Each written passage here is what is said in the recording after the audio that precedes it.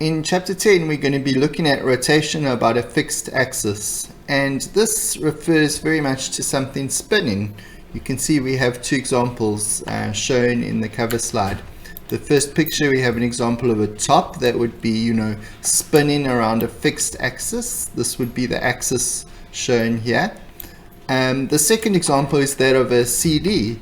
With the CD, of course, this would also be spinning in a circle around the center point in this case.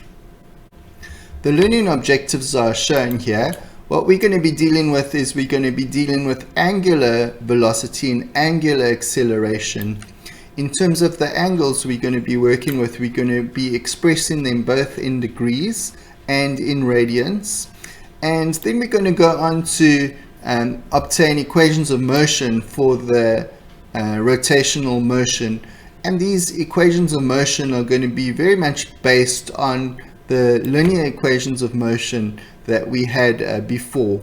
And we're going to also derive the relationship between the rotational motion and the linear motion. Previously, when we were working with motion in one dimension, with the object moving in a straight line, the concept of position and velocity and acceleration, they're very intuitive and easy for us to relate to. But now what we would like to do is reformulate those concepts in a different scenario, and the scenario is for rotation of an object. The case that we're going to be looking at then is rotation of a rigid object around a fixed axis. And examples of these might be a CD, an old record, or a big wheel ride. In terms of a big wheel ride overseas, often you'll see them referred to as, or hear them referred to as Ferris wheel rides. So let's look then at the example of a CD. What we have is our CD, and this is going to be rotating around a fixed axis, and for us the axis is going to be as shown here coming out the page. So you can see we start by having a reference line, and we're interested in looking at a point on the CD. So in this example, I'm going to consider the CD rotating counterclockwise or anti-clockwise. So you can imagine for yourself that it's spinning as such. It's spinning, moving in a circle, and let's freeze it there. So here we have the case where this point has moved from its initial position to its final position over here. And if we look at the distance that it's traveled, we're able to mark that with a red line from its starting position around to its final position. It's moved through some distance s. This distance s through which the point moved is referred to as the arc length. You can see the point has moved through a little arc in a circle. As the disk rotates, a particle at P moves through an arc length s on a circular path of radius r. The angular position of P is theta. So not only do we have this idea that it's moved through an arc length s, but we have this idea that it's also moved through an angle of theta. And we refer now not only to its linear position, but its angular position as theta. For the sign convention, if the disk had started off in the zero position and then it had rotated clockwise, so it had been spinning in this direction, then we would have used the convention that the angle would be negative. So we use a negative sign for clockwise rotation. So in this position shown here, the angular position of the object would be negative 45 degrees. What I'd like to talk about now is how we express angular position not in degrees but in radians. And radians is an alternative way of expressing an angle. So then the goal of this slide is to describe the position of the point P in time as a function of the angle theta. And as I said, we want to do that in radians. So we define the angle in radians as the arc length divided by the radius. If I use an example of this, let's think about the case where this CD, it spins in a full complete circle. So the little point, it travels all the way around, travels around, round. There's no elegant way to do this. And then it returns to its original position. If we would like to express the angle in terms of radians, then we need to look at this definition and how we formulate it. We need to look at the arc length and divide it by the radius. So in this case, the arc length in which the point traveled, it traveled all the way around the circle, and that distance is going to be a distance of 2 pi r.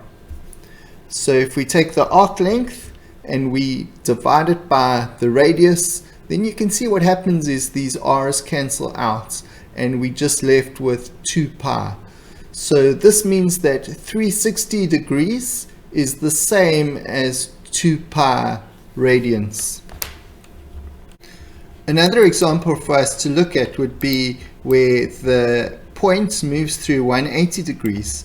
This would correspond to us starting at this position and move in through 180 degrees. There we would be through 90 degrees, move in until we get to the complete opposite side. That would be there. So here we have the point has moved through 180 degrees.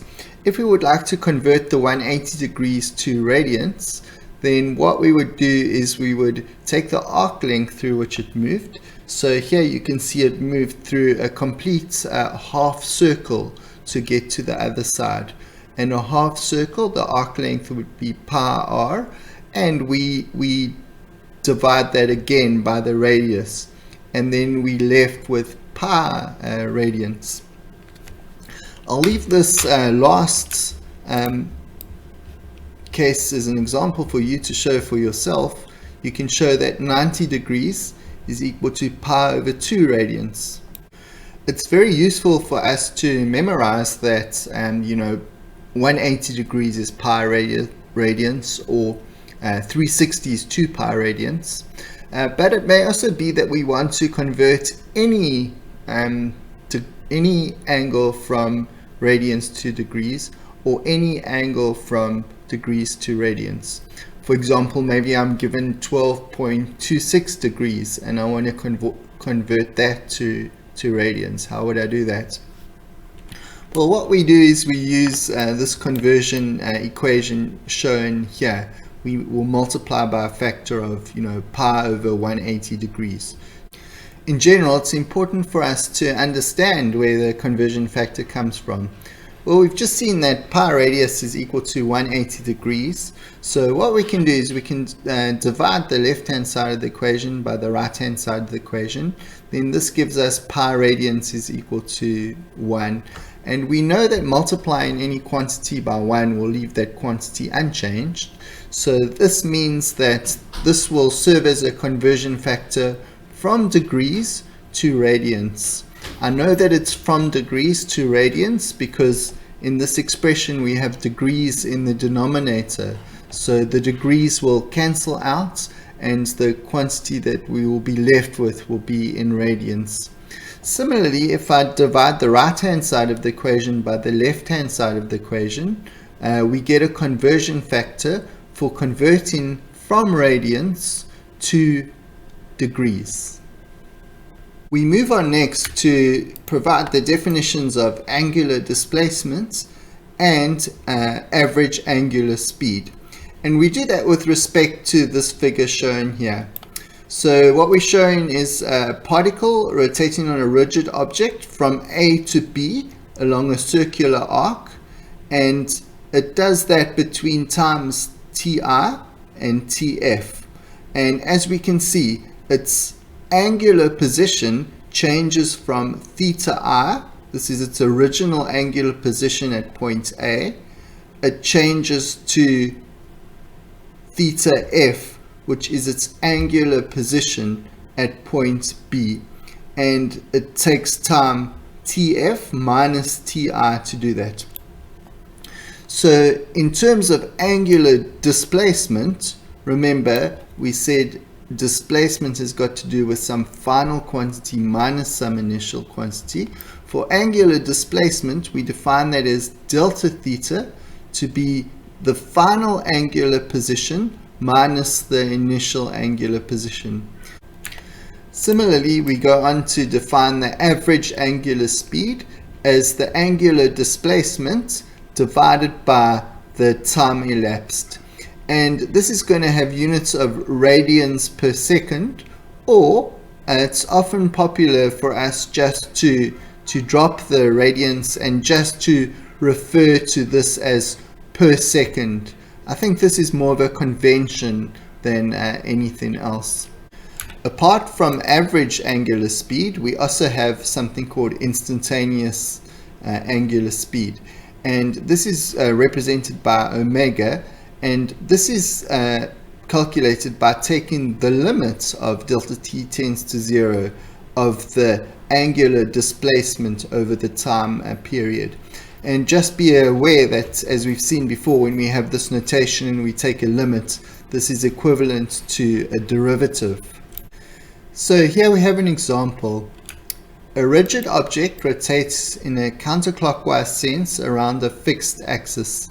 Each of the following quantities represents an initial angular position and a final angular position of the rigid object. Which of the sets can only occur if the rigid object rotates through more than 180 degrees? And then we're given a number of cases to consider.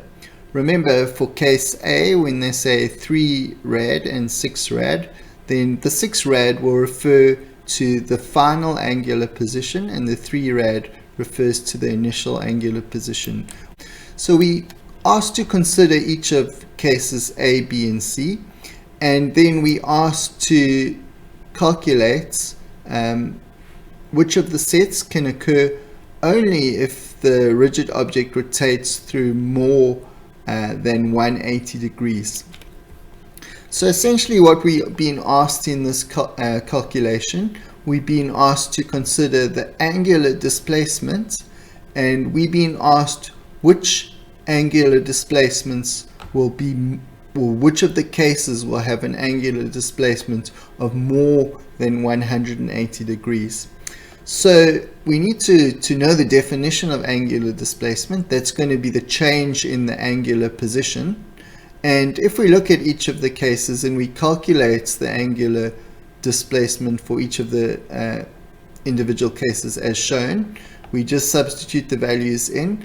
And for A, we get 3 radians, for B, we get 2 radians, and for C, we get 4 radians. Now, in the question, we asked to calculate which of the sets can only occur if the rigid object rotates through more than 180 degrees.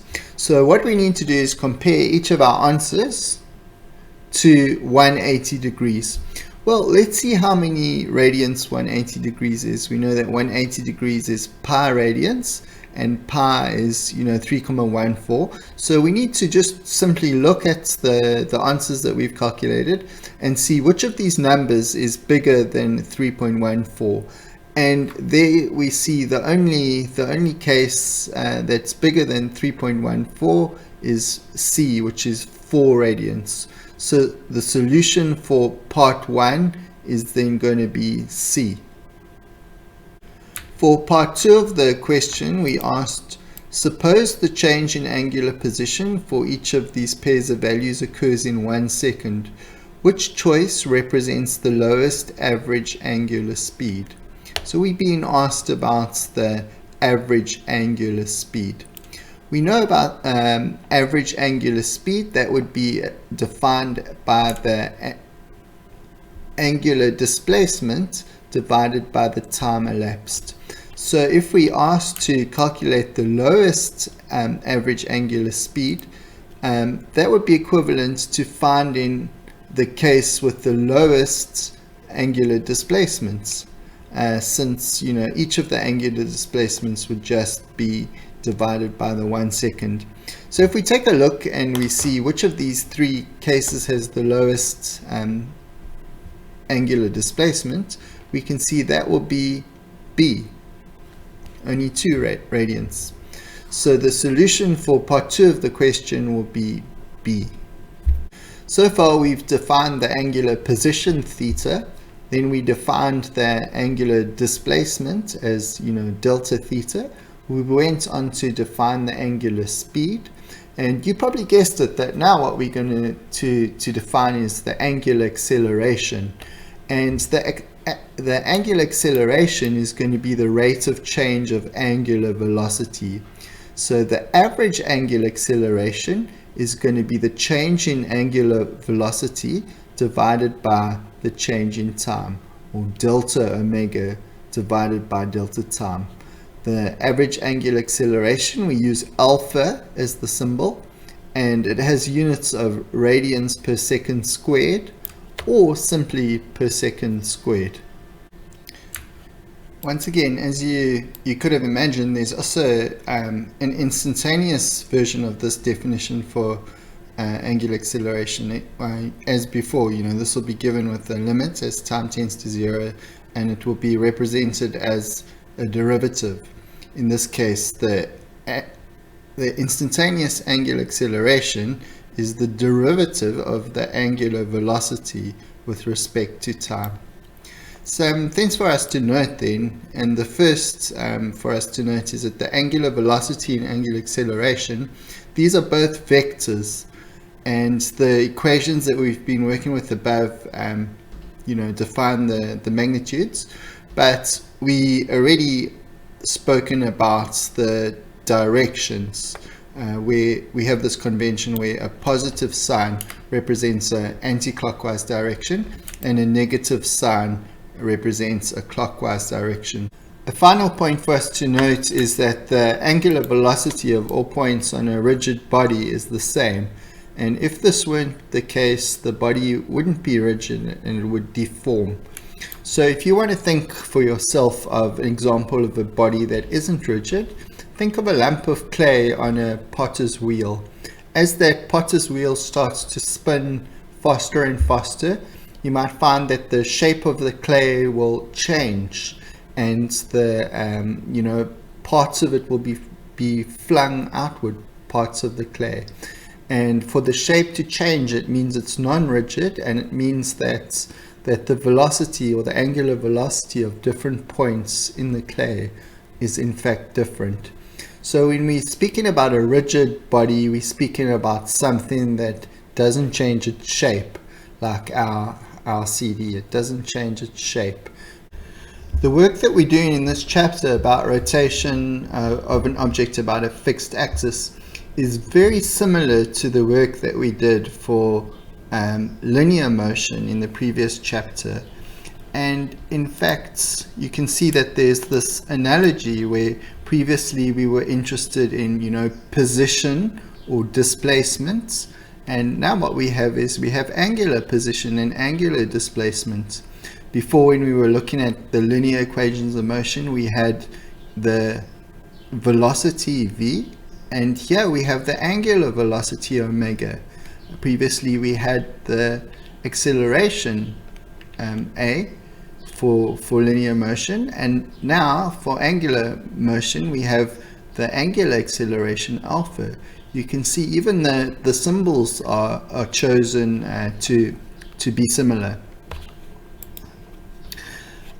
Previously we had our 4 equations of motion as shown here, and we can simply rewrite each of these equations of motion by using the equivalent symbols that relate to angular motion. So instead of velocity, instead of final velocity, we'll have omega f, and the initial velocity will be represented by omega I.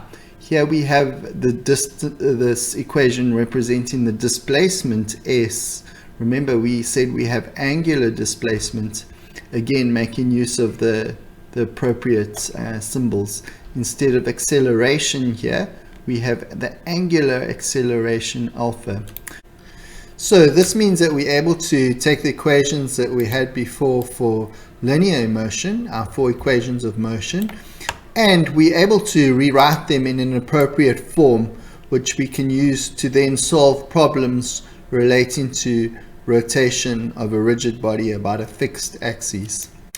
As shown on this slide, it can be that different texts have different notation, but you will always find that there's a direct one-to-one mapping between the case of the equations for linear motion and the same set of equations reformulated for rotation of a rigid object about a fixed axis.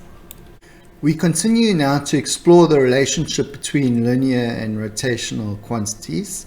Now, for this section, we're not interested in the equations of motion, but we're interested more in the magnitude or the size of the quantities. And the diagram or the scenario that we're considering is we're considering a particle moving in a circle. In this case, it's accelerating. The acceleration has some general direction as shown, and we break those into 2 components.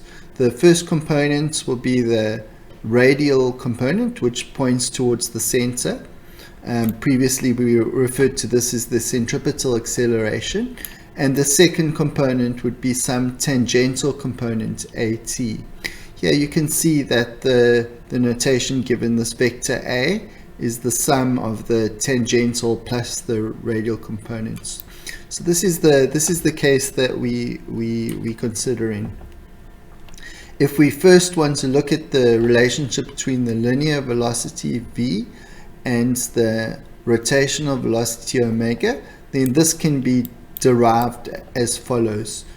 We start with the definition that the linear velocity v is going to be given by the displacement, by the derivative of the displacement with respect to time.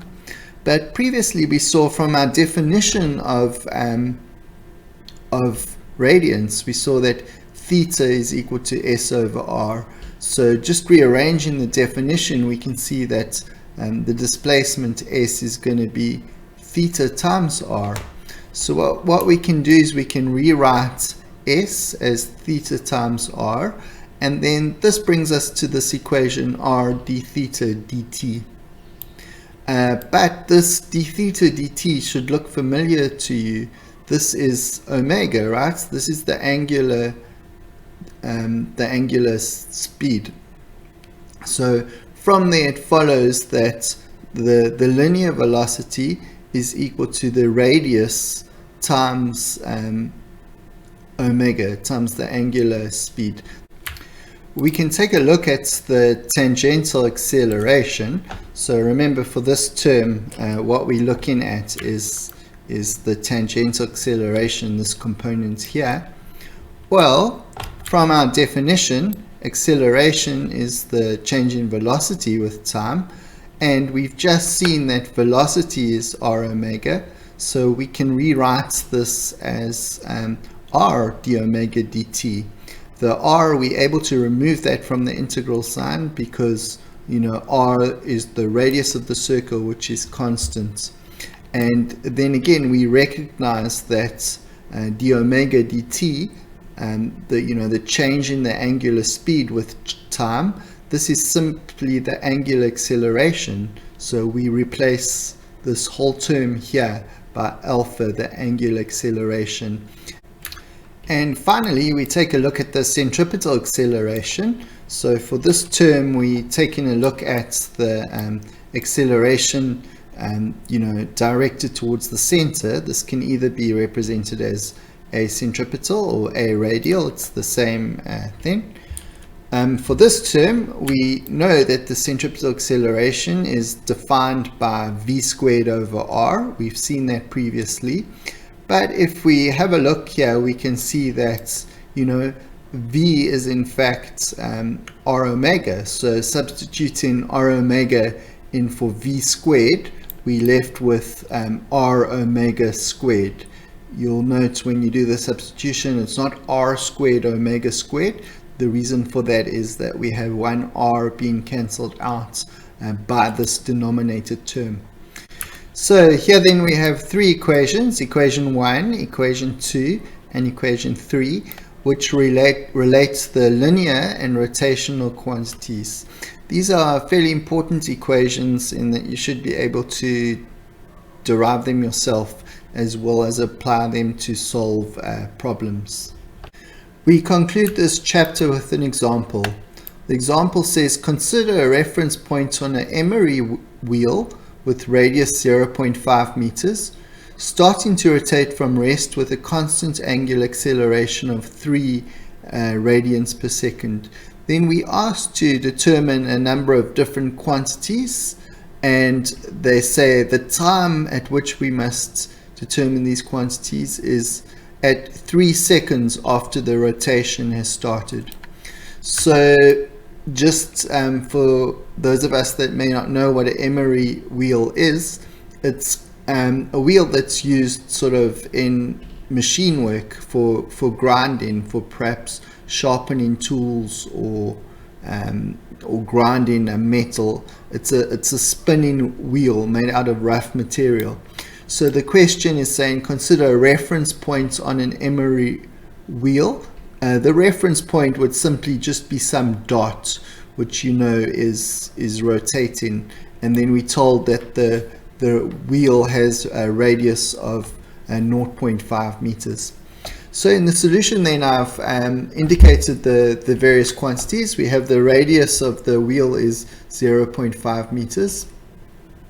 We're told that it starts from rest, so I've written the initial angular velocity omega I is 0. We're told that it has an angular acceleration of 3 radians per second squared, and we asked to calculate certain things after a time period of 3 seconds after the rotation has started. So for that reason I'm using time equals to 3 seconds. The first quantity we asked to calculate, A, is the angular displacement. So for displacement we use this equation here. This is the same equation as S is equal to ut plus half at squared, and simply substituting in the different quantities that we're given, we arrive that, you know, the rotation is 13.5 radians. I think it's important for us to think a little bit about what our answer of 13.5 radians means. So we know that 2 pi radians corresponds to 360 degrees, which is 1 complete rotation, and 2 pi is 6.28. So this means that if the answer was 6.28, then we would have had 1 full complete revolution of the wheel. If we had had 2 complete revolutions, then we would have got an answer of 12.56 radians. But we can see our answer is 13.5 radians. So this means that the number of revolutions that we've achieved is slightly more than 2 full revolutions. You can see 13.5 is slightly bigger than 12.56. The second quantity we asked to calculate is then for point B, and we asked to calculate the angular velocity. So we take this to mean the final angular velocity. So this is, you know, omega f, and this is going to be the initial angular velocity plus alpha t. This is the same as equation or analogous equation to v is equal to u plus at. We're given that the wheel started from rest, omega I is equal to 0, and we're told that the acceleration is 3 radians per second acting over 3 seconds. So this then simply calculates to a solution of 9 radians per second. In the next part of the question, we asked to calculate the linear velocity. As we saw, the linear velocity varies from the angular velocity by a factor of r. So the radius of the circle, or the wheel in this case, is given by 0.5 meters. So the answer then for the linear velocity calculates out to be 4.5 meters per second. Right, so part D asks us to calculate the tangential acceleration, and here we can simply use the equation that we derived a few slides ago, and substituting in for the radius and for alpha, we arrive at a solution of 1.5 meters per second squared. The final part of the question, point E, asks us to calculate the radial acceleration. Remember, the radial acceleration is the acceleration pointing towards the center of the circle, which is exactly the same as the centripetal acceleration. So here you could have used the symbol AC or A subscript R. They're two different names for the same thing. This thing's given by r omega squared, and we can substitute in our values and find that the final answer is 40.5 meters per second squared. So then this brings us to the end of this chapter. I'd like to remind you again about the similarities between the work that we've done in this chapter and the work that we already did in for linear motion. Many of the concepts are very, very similar. Many of the symbols are similar. They just relate to slightly different definitions. So I'd like you to really make sure that you go through each of the definitions that we've come up with in this chapter and relate them to the work that you did before for linear motion. And having done so, you'll come to realize that even though it's a new chapter of work, it's very similar to what we did before and very easy to understand if you have a good grasp of linear motion.